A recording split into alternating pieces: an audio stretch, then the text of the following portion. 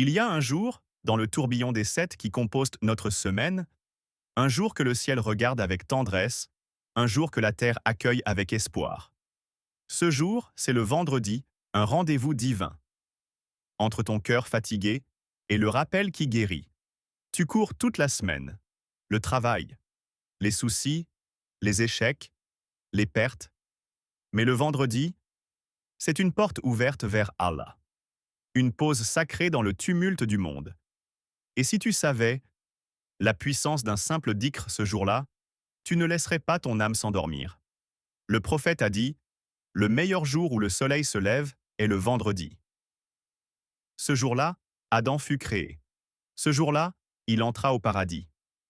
Ce jour-là, il en fut sorti.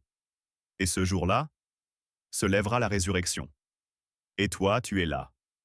Perdu dans le tumulte des jours, égaré dans le bruit de la semaine, et soudain, le vendredi revient, comme une lumière au bout du tunnel. Il ne parle pas fort, le vendredi ne crie pas. Il se glisse dans ton calendrier, sans décor, sans fanfare, mais son silence est plus puissant que 1000 voix. Car le vendredi, c'est une réponse discrète à une prière que tu as peut-être oubliée. Le vendredi, c'est comme un appel que seul le cœur entend. Un rappel que le temps n'est pas qu'un enchaînement de minutes, mais un souffle sacré, un battement divin dans le rythme de la semaine.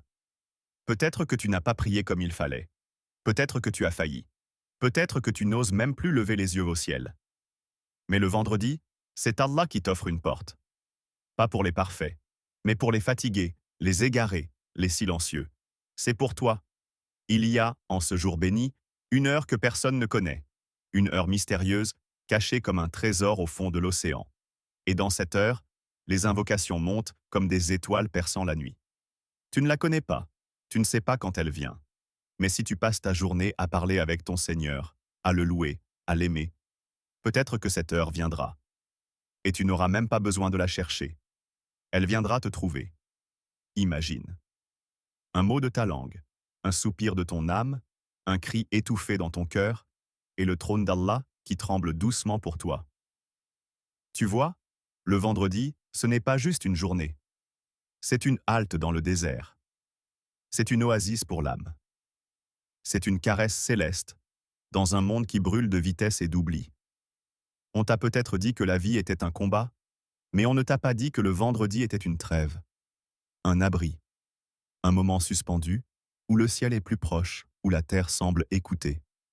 Alors lève les yeux, lève le cœur, oublie ton téléphone un instant, coupe la routine, fais taire le monde, et écoute. Le silence du vendredi parle mieux que 1000 discours. Il te dit, tu n'es pas seul, tu n'as jamais été oublié, et ta voix, même tremblante, peut faire frissonner les cieux. Il y a des jours où ton cœur devient lourd. Pas à cause du monde extérieur, mais parce que, à l'intérieur, quelque chose manque. Comme une lumière qu'on aurait oublié d'allumer. Et ce vide, tu essaies de le combler avec 1000 choses. Tu scrolles. Tu sors. Tu manges. Tu dors. Mais rien n'apaise vraiment. Rien ne calme cette fatigue étrange qui n'est pas dans les muscles, mais dans l'âme. Et puis un jour, tu t'arrêtes. Tu dis, presque sans y penser, Subhanallah. Et soudain, quelque chose change. Ce ne sont pas juste des mots.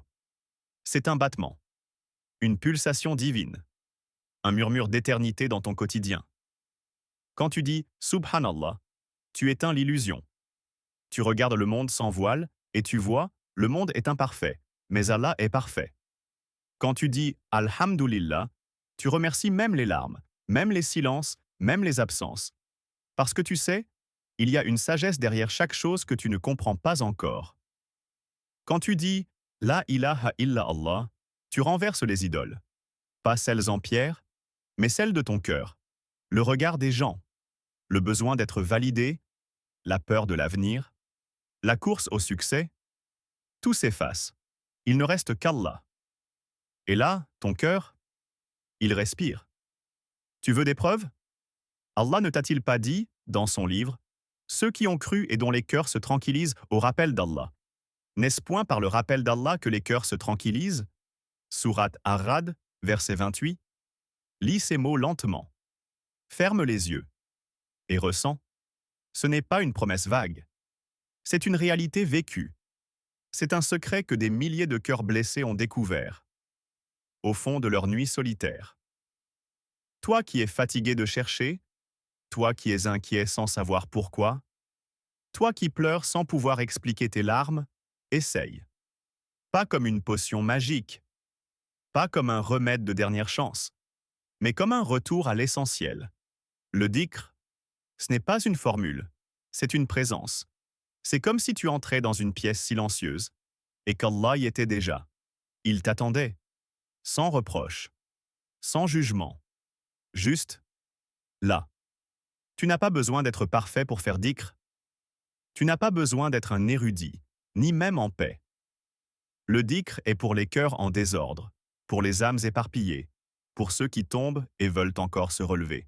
Et tu verras, le rappel d'Allah ne changera peut-être pas immédiatement ta situation, mais il changera toi.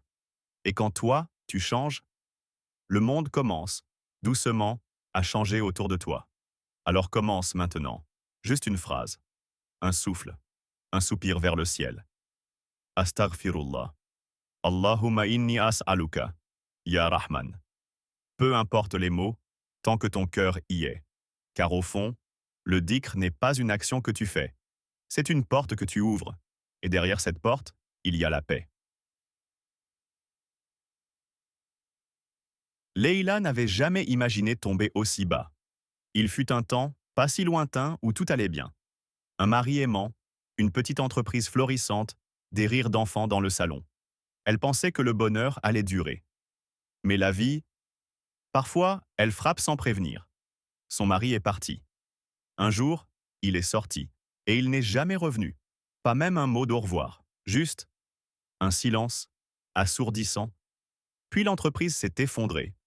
Une dette par-ci, une mauvaise décision par-là, et tout ce qu'elle avait construit s'est évaporé.